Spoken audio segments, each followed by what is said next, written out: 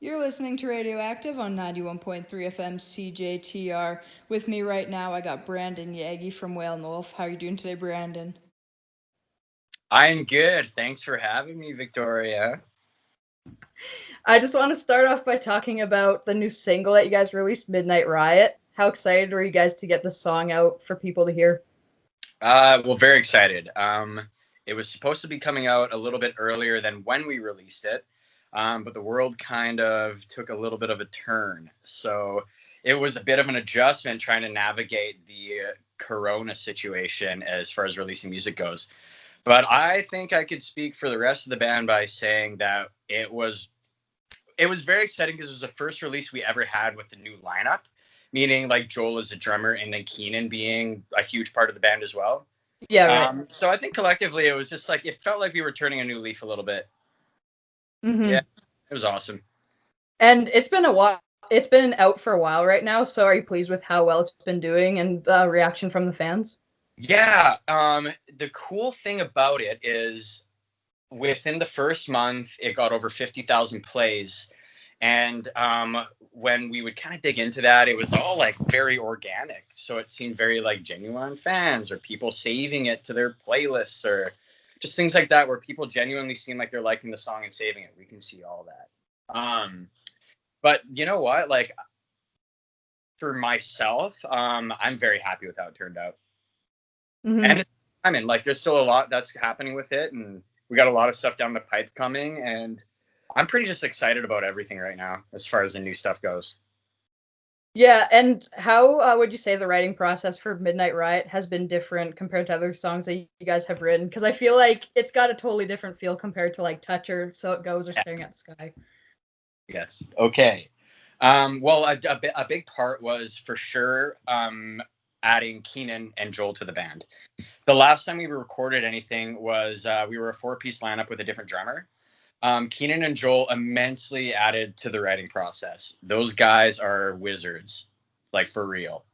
Um, and as far as like the writing process went, we kind of went into the studio with a handful of songs, like at least I don't even know, just a ton of songs, and some of them were like completely finished. Some of them were ones that we even played live for a couple years, and it was actually one of the songs, the song that was one of our first ever songs we wrote and played live together. But anywho, as far as Midnight Riot went, that was a song that came together only a couple weeks before we jumped in the studio, and that song actually had a completely different vibe before hitting the studio.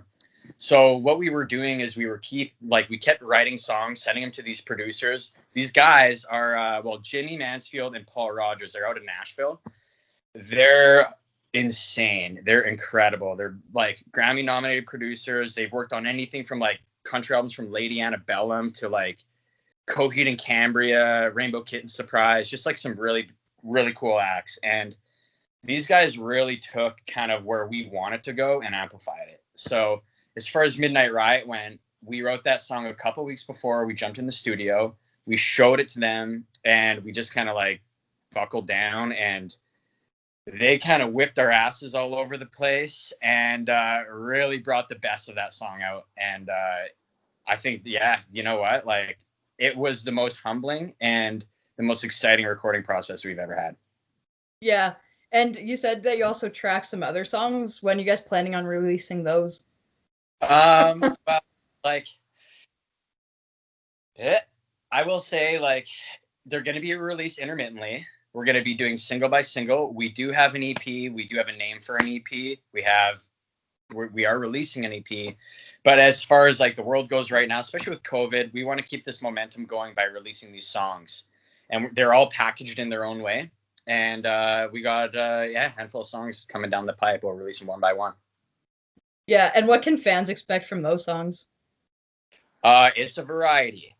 Yeah. Midnight Rock is definitely more on the kind of upbeat, more rock kind of spectrum of the EP. But honestly, like it goes anywhere from like the Midnight Riot, which is more of a rock song, to there's other songs on their album that are like a lot more pop infused, or even a little bit more like kind of R&B vibes in a couple of, or in one of them necessarily. But like there's a lot of variety. It does hit a spectrum for sure. Each song has a wide range of vibe, if you will say. That makes sense. Yeah. And COVID has had a huge impact on the music industry. So how has it really impacted you guys? It has impacted us a lot, and like along with, I could probably speak for many other bands. We recorded all these songs last June of 2019. So we had been planning for almost a year releasing them, and that is like content, Keenan. Just really figuring out how we wanted to do this and make sure we did it right. You learn a lot, like in the past, like we're like in your releasing your old songs, and like how can you find new ways to engage. And so we really felt like we had like everything kind of lined up for the rest of the summer and fall. And yeah, we had a whole cross Canada tour kind of hooked up together, and then COVID happened. And then once that happened, that all kind of went out the window. So then it was all basically, how can we navigate this new normal and try and figure out ways to keep people engaged, which is hard because everyone's in the same boat, and you can't all just do Facebook concerts and live stream concerts, and you got to find ways to make it interesting. So it's nice to see that there is some venues that are kind of putting on some social distancing shows, and they're following some of the protocols to be able to make it happen, which is nice for us to be able to scratch the itch and be able to get out there and kind of play these new songs and kind of get them out into people's ears live and feel them live. And so it has impacted us tremendously, but you just got to adjust and move forward. That's it. Yeah, and you guys have played a few concerts recently, so how have those went? It was awesome. So this past weekend we played in Red Deer at Bose. Bose is honestly one of the best venues in Canada, like mid-sized venues. I would say as a band, it's definitely one of our favorite places to play, and they treat so well there. So that was actually the first venue that was on our tour for the Midnight Riot release. And obviously it got canceled. So it was really nice to have like our first real show at that venue. They did have like some rules set up, like everyone was seated at their table. We were playing behind some plexi, but it didn't even matter. Like it was just so badass, like to be able to play a show, and you have so much energy because you've been like holding it in for so long. And it's just I will say it was probably one of my favorite weekends I've had in 2020, easily, if not. Yeah. And do you guys have any other intentions to do more shows? Yeah, I mean, for sure. Like we would love to do more. There's a couple things down the pipe that are happening. Actually, before even Red Deer, we played like an outdoor show in Edmonton, and that kind of really put the heat back in playing live, which was awesome. Like you feel like you're starving for it. So I mean, I'm pretty much open to being able to play like as much as we can, and like, but there are some rules and there are some ways that you have to go about it to make sure that you do it the best that you can and not be idiots about it. So I don't know. I think like the options are open, and I think as things slowly start to open up, or even have the regulations at some of the venues, I'm definitely open to playing. And where are some of your favorite venues that you guys have played? Holy! You better exchange. No, that's awesome. That's a good question. You know what? I will definitely say it depends on the crowd. Like, there's a lot of amazing venues. Sometimes the best shows are in like the tightest, sweatiest, grossest venues where the crowd's just up front and they're like just beating the hell out of each other, and not actually, but maybe sometimes. But like, I don't know. I love those shows where people are into it. I mean, anytime we've ever come to Regina or even like Momart, like playing All Folked Up, it's nice because when the people know the songs, they feed off your energy and you feed off their energy. It's really cool when you get to see someone singing and jumping around. So there's a lot of great venues we've played. The ones I would say that matter the most are the ones where the people interact the most, which I will say Saskatchewan's a huge part of that. Regina, and Saskatoon especially. So I could list all these favorite venues, but I think the most important thing is how the fans kind of interact, or just the audience, and how much you can kind of feed off of their energy. If they like Yeah. it, And who are some of your favorite artists to play with? to play with. There's a lot. In Edmonton, we have a nice little clique, like, of friends. Like, there's actually Keenan plays in another band called Forrester. Genuinely, they're my favorite bands of all time. Love them. Joel plays in another band called Milk with a Q. Incredible. Like, they're dream pop, which I like personally. I love that kind of music. He's also an incredible jazz musician. I love playing with that, like with Forrester. Any chance we get to play with like some really close friends, like say the guys in the Wild, like Ben's my best friend, like that guy. We go way back. We were in school together and played in a band together. We got the guys in like One Bad Son or the Lazies. As far as like favorites, I couldn't even pick a favorite. I just like bands that aren't assholes. Fair. Yeah. And what do you like most about being in the band? Is it the writing or recording, or do you feel like your biggest payoff is when you get to perform? I think I could speak for everyone on this, but don't like take that with a grain of salt. I want to say performing. I know that I love like the writing process. I love it because we all write together. Maybe someone will come with an idea. Oh, Lucas is texting me. Yeah. I love being able to actually like come into it and build something as a band. That's always cool because you're always feeding off each other's ideas. We all have completely different influences. So I feel like every time we write something, it comes out not how we would expect it, which is nice. Right. What was the first part of that question? His text started screwing me up.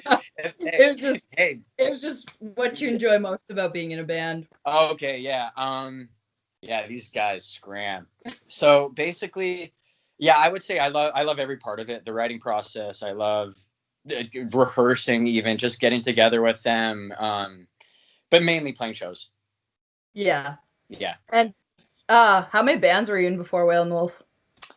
I played in right out of high school, grade 12, 2 out of high school, and like yourself, like my high school was even kind of a smaller town. Ben and I went to the same high school. There's actually some really cool bands that came out of this school, but there wasn't a lot of musicians, so it was really hard to find like-minded musicians to play the music you wanted to play.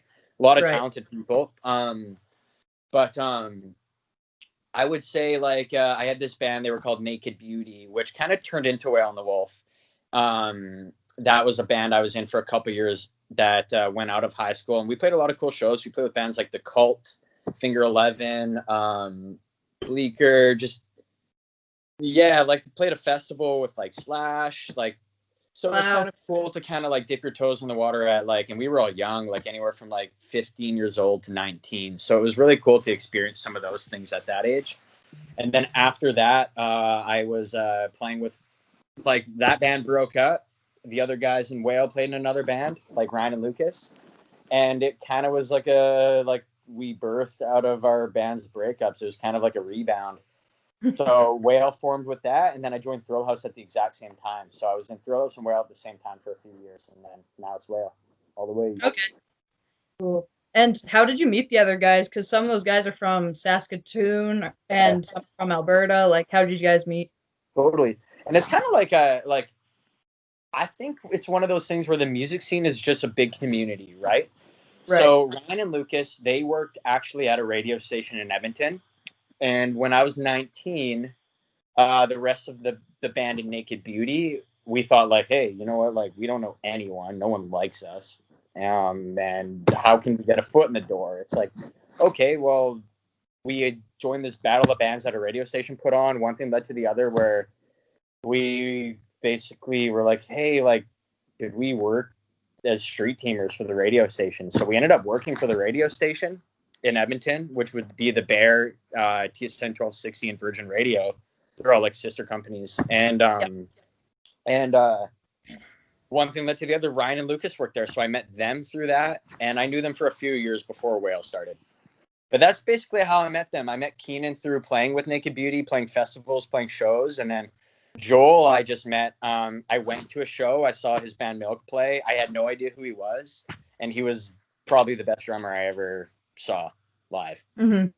So then I asked him to join Whale in front of his band. He's still in that band, and they're still killing it. So yeah. Yeah. And how long has Whale and Wolf been together for? It's been since 2013, the end of 2000, summer of 2013. Okay. Yeah. And then with two members, I would say with Keenan and Joel, it's been since 2017.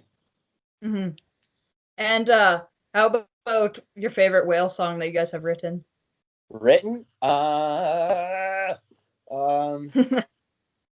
Okay, favorite one we've written? Personally, I would say either there's a new song on the EP called Veins.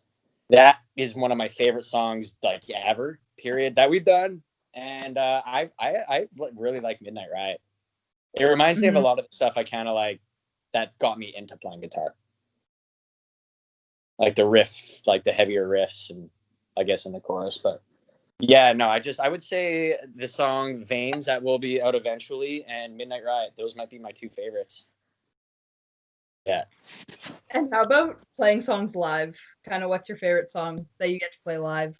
To play live? Right now, I would say maybe Midnight Riot. Just because it's like a fresh song. People seem to, I mean, well, we've only played it live 3 times. But like, we've gotten really good feedback from it, and it's super fun to play. Like, I love playing that song. That might be my favorite song to play. But other than that, I've always loved playing Touch. Well, I'll say in Regina, because you can hear the whole crowd singing over top of Ryan on stage, which is pretty cool. Like, I got goosebumps right now talking about it. I remember that.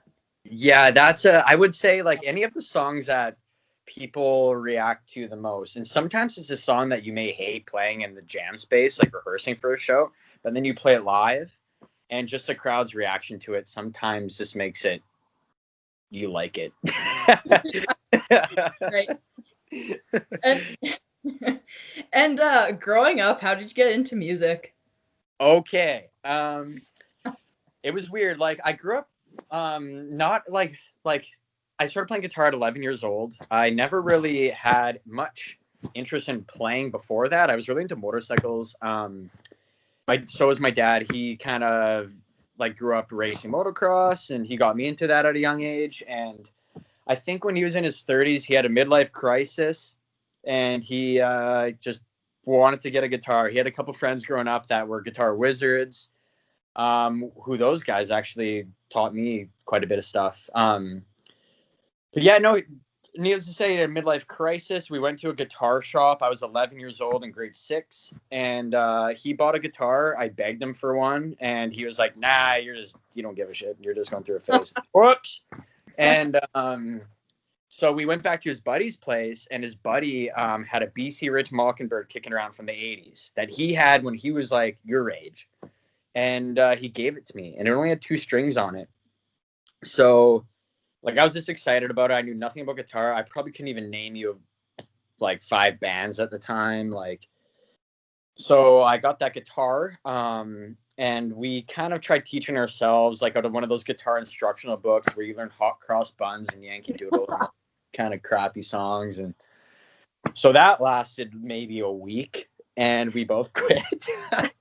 And then I actually had a really close friend of mine in elementary school, Ben. Not the Ben from the Wild, but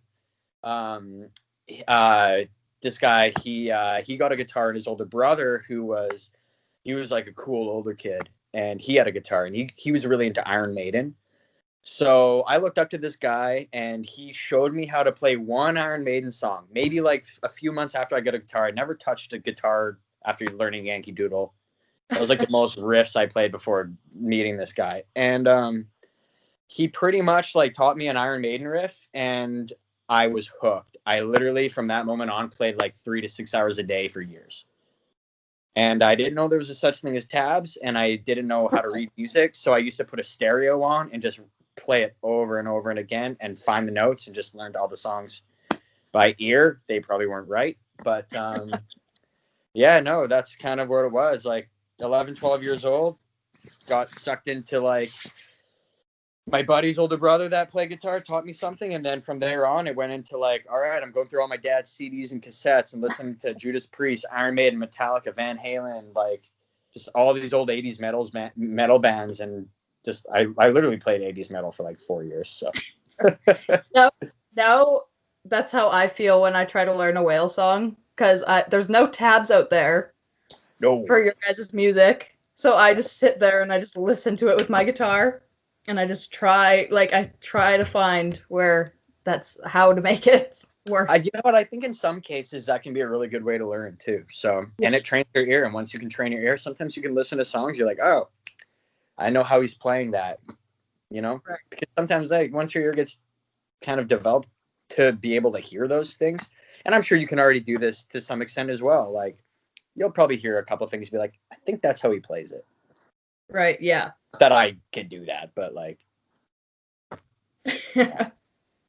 And growing up, who are some of your favorite artists or bands?